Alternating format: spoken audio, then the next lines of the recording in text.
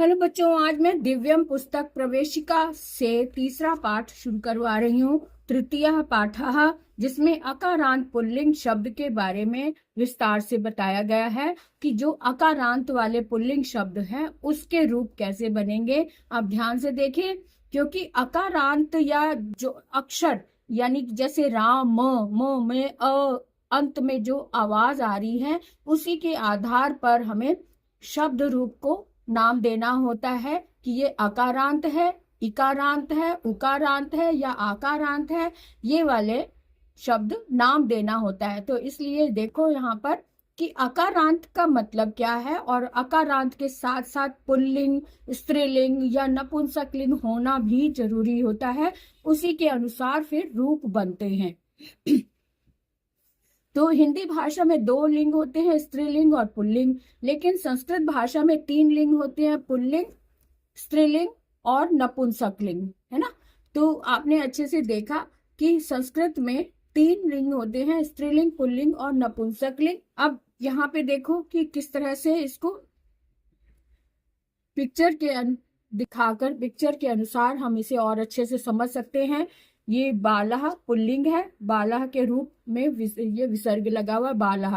स्त्रीलिंग में बाला आ की मात्रा लगी है, बाला में आ की मात्रा लगी है, तो यानी कि स्त्रीलिंग में आ की मात्रा लग रही है, इसमें विसर्ग नहीं लग रहा। नपुंसक लिंग में अंत में म हल वाला लग रहा है, यानी पुष्पम, इसमें ना तो विसर्ग है ना ही आ की मात्रा, इसमें म हल वाला लग रहा है। तो इस तरह से नपुंसक लिंग की ये पहचान, नपुंसक शब्द में ये लगा होता है, स्त्रीलिंग में मात्रा लगी होती है और पुल्लिंग में विसर्ग लगा होता है। ये छोटी छोटी सी बातें आप ध्यान में रख लो। अब आगे विस्तार से देखेंगे कि इसके वचन के हिसाब से कैसे देखें हम इसको। अब यहाँ पर आगे देखें कि हिंदी भाषा में हमने 2 वचन पढ़े हैं, एक वचन और बहुवचन। लेकिन संस्कृत भाषा में लिंग की तरह वचन भी 3 होते हैं, लिंग की तरह वचन भी 3 होते हैं। कैसे? एक वचन, द्विवचन और बहुवचन, है ना। तो द्विवचन संस्कृत में ही होता है, हिंदी में एक वचन और बहुवचन होते हैं, लेकिन संस्कृत में 3 वचन, एक वचन, द्विवचन और बहुवचन। तो कैसे, यहाँ पिक्चर को देखकर हम अच्छे से समझ सकते हैं। पिक्चर में लिखा हुआ है एक वचन यानी बालक, एक बालक है तो इसको हम एक वचन में कह रखेंगे, और द्विवचन में 2 बालक है तो बालकौ, रूप इसका बालका, बालकौ द्विवचन में बालकौ आ रहा है, द्विवचन है 2 हैं। और बहुवचन में 3 या फिर 2 से अधिक होगी संख्या, जो उनको हम बहुवचन में रखते हैं। तो बालकाः ये बहुवचन में आ गया, बालकाः जो 3 है या 3 से अधिक है तो वो बहुवचन कहलाएंगे। इस बात का हमने ध्यान रखना है। आगे देखें कि इस पाठ में हम अकारांत पुल्लिंग शब्दों के 3 वचनों के विषय में पढ़ेंगे। अकारांत पुल्लिंग और शब्द, अकारांत जिसका अंत वर्ण, अंतिम वर्ण अ हो, जिसका अंतिम वर्ण अ हो। पुल्लिंग जिससे पुरुष जाति का बोध हो, और शब्द जिसका अर्थ हो, जिसका अर्थ जो है वो पुल्लिंग शब्द की ओर इशारा कर रहा हो। तो जैसे ये अकारांत पुल्लिंग, अकारांत पुल्लिंग शब्दों के रूप निम्न प्रकार से चलते हैं। जैसे यहाँ पर एक वचन में शब्द जो भी दिया हुआ शब्द के साथ में प्लस विसर्ग आ जाता है पुल्लिंग रूप में। पुल्लिंग रूप में विसर्ग लगता है, जैसे बालक शब्द है और बालक शब्द में हमने विसर्ग लगा दिया तो बालकः बन गया, है ना। और द्विवचन में शब्द बालक है लेकिन इसमें औ की मात्रा लग गई, बड़े औ की, है ना, जिसको हम बड़े औ बोलते हैं। तो बालक में औ लगा तो बालकौ शब्द बन गया, ये द्विवचन हो गया। और बहुवचन में जो शब्द होता है उसमें प्लस आ की मात्रा और साथ में विसर्ग लग जाता है पुल्लिंग शब्द रूप में। तो शब्द है बालक और इसमें आ की मात्रा और विसर्ग लग गया तो शब्द बन गया बालकाः। अच्छे से समझ में आ गया ना, बालकः, बालकौ और बालकाः। इसको और अच्छे से समझ लो, बालकः हमेशा पुल्लिंग में ही आता है, बालकौ पुल्लिंग रूप के द्विवचन में आता है, और बालकाः पुल्लिंग शब्द के बहुवचन में आता है। और ये हम अकारांत की बात कर रहे हैं, अकारांत वाले शब्दों को हम इस तरह से रूप में ढालते हैं। अब आगे देखें, एक वचन में हमने देखा शब्द में विसर्ग लगा तो बालकाः, द्विवचन में बालकौ और बहुवचन में बालकाः। अब यहाँ पे कह रहे हैं कि क्यों, है ना आसान पुल्लिंग शब्द बनाना, है ना आसान है ना। तो बालक शब्द, बालक जो मेन रूप है, मेन शब्द है, उसमें सिर्फ विसर्ग लगा दिया तो एक वचन का रूप बन गया, और बालक शब्द में औ की मात्रा लगा दी तो द्विवचन का रूप बन गया, और बालका, बालक शब्द में जो शब्द है बालक, उसमें आ की मात्रा और ये विसर्ग लगा दिया तो बहुवचन का रूप बन गया, है ना। ये आसानी से समझ में आ गया। तो इसलिए इसको देखें कि अकारांत शब्द जो होता है,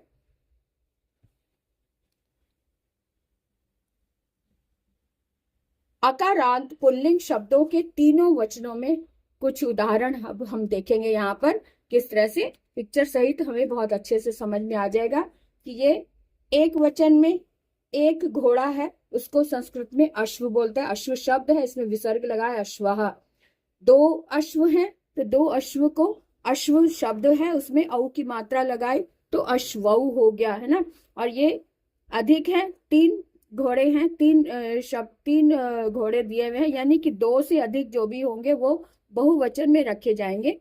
तो तीन को हमने अश्वा, यहाँ पे तीन की गिनती को मत देखो, दो से अधिक हैं, दो से अधिक तीन चार पांच जितने भी हो सकते हैं, यानी कि दो से अधिक है तो वो बहुवचन के अंतर्गत आएंगे। और बहुवचन अगर शब्द है तो शब्द को बहुवचन में बदलना है तो जो मेन शब्द वो लिया, उसमें आ की मात्रा लगाई और विसर्ग लगाया, जैसे कि हमने बालक शब्द में लगाया था।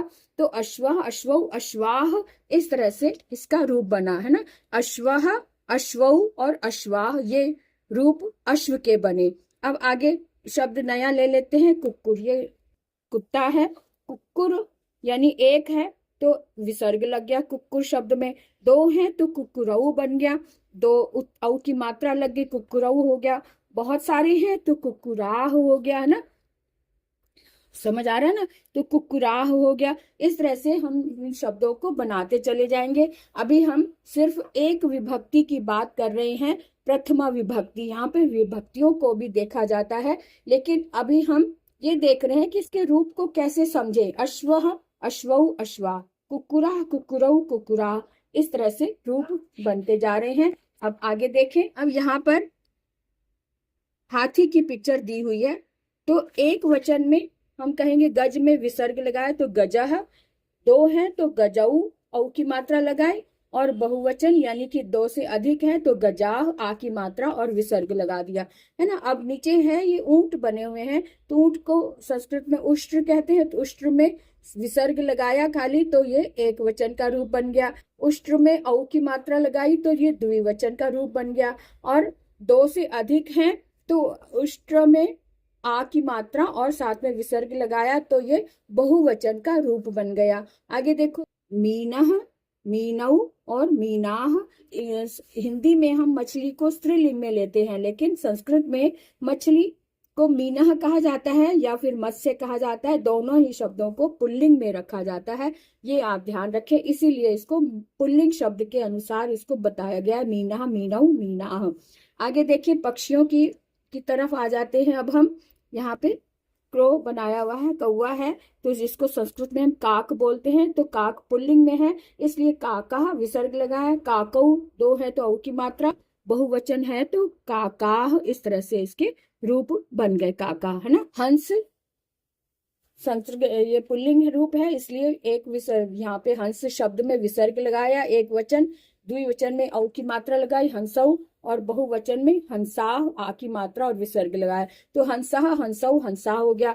शुक है, शुक संस्कृत में शुक बोलते हैं तोते को, तो एक वचन में हमने एक वचन में विसर्ग लगाया शुकाह, द्विवचन में शुकऊ और बहुवचन में शुकाह, है ना। इसी तरह से आगे मोर है, मोर को हमने एक वचन में मयूराह और मयूरऊ और बहुवचन में मयूराह हो गया, है ना। इस तरह से आगे देखो, बक, बक है, बकह मतलब बगुला, तो बगुला एक वचन है तो बकाह, द्विवचन है तो बकऊ और बहुवचन है तो बकाह, इस तरह से इसके रूप बनते चले जाते। स्थलों को देखेंगे कि स्थान, जैसे विद्यालय है तो एक विद्यालय है तो विद्यालयः पुल्लिंग में ना, एक विद्यालय है तो विद्यालयः, दो विद्यालय है तो विद्यालयों, और बहुत सारे विद्यालय हैं तो विद्यालयाः, इस तरह से रूप बनते चले जाएंगे, है ना। इसके बाद देखो, ये मंदिर है तो देवालयः एक वचन, दो मंदिर हैं तो देवालयौ, और अधिक हैं, दो से अधिक हैं तो देवालयाः। यहाँ चिकित्सालय है तो चिकित्सालय एक है तो चिकित्सालयाः, दो है चिकित्सालय तो चिकित्सालयौ, औ की मात्रा लग गई, और साथ में बहुत सारे हैं तो आ की मात्रा और विसर्ग चिकित्सालयाः, इस तरह से शब्द बन गए। आगे देखो, ये बाजार की बात हो रही है। बाजार को हम आपणा बोलते हैं, आपणा, तो आपणा में विसर्ग लगा, एक वचन आपणा। दो बाजार हैं तो औ की मात्रा लगी तो आपणऊ हो गया, दो से अधिक हैं तो आपणाह हो गया, है ना, आ की मात्रा विसर्ग आ गया। आगे देखो, प्रासाद यानी कि महल है, तो एक महल है तो प्रासादः, दो महल हैं तो प्रासादौ, और दो से अधिक हैं तो प्रासादाः, इस तरह से शब्द बनते चले जाते हैं। व्यवसाय यानी कि जो कमाने के साधन है, तो उसमें व्यवसाय यानी कि जो ऑक्यूपेशंस हैं उसको हम कैसे समझें। अब जैसे एक वचन में अध्यापक का व्यवसाय कर रहे हैं, अब अध्यापक का कार्य कर रहे हैं तो अध्यापक, एक है तो अध्यापकाः, दो है तो अध्यापकौ, और बहुवचन है तो अध्यापकाः, है ना, दो बहुवचन है तो अध्यापकाः। इस तरह से आगे देखें, यहाँ सैनिक हैं, एक सैनिक, एक सैनिकाः, दो सैनिक हैं तो सैनिकौ, है ना, और बहुत सारे दो से अधिक हैं तो सैनिकाः। इस तरह से शब्दों को हम जोड़ते चले जाते हैं। आगे देखो, ये है चिकित्सक यानी कि डॉक्टर, एक डॉक्टर है तो चिकित्सकाः, दो हैं तो चिकित्सकौ, और बहुत सारे हैं तो चिकित्सकाः हो गया, है ना। उसके बाद देखो, ये है नायकाः, नायक यानी कि हीरो जिसे आप कहते हैं, एक नायक है तो नायकाः, दो हैं तो नायकौ, और दो से अधिक हैं तो नायकाः। इस तरह से हम इसको रूप को जोड़ते चले जाते हैं। अब आगे देखो, गायक है, सिंगर